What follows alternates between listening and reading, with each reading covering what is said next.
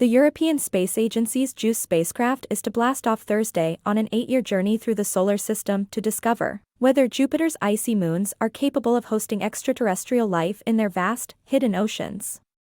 The Jupiter Icy Moons Explorer, JUICE, has received the green light for its scheduled launch on an Ariane 5 rocket from Europe's spaceport in Kourou, French Guiana at 12:15 GMT.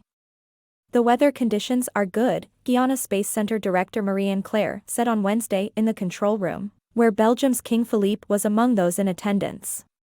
The 6-ton spacecraft, which is roughly 4 square meters, will separate from the rocket at an altitude of 1,500 kilometers, 930 miles, a little under half an hour after blastoff.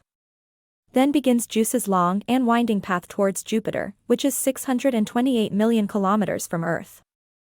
Because the spacecraft lacks the power to fly straight towards Jupiter, it will have to slingshot around other planets to get a gravitational boost. First, it will do a flyby of Earth and the Moon, then slingshot around Venus in 2025 before swinging past Earth again in 2029.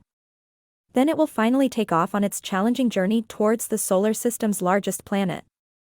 The spacecraft is wrapped in 500 layered thermal insulation blankets to protect itself against temperatures expected to soar above 250 degrees Celsius, 480 degrees Fahrenheit, as it flies past Venus, then plummet below -230 C near Jupiter.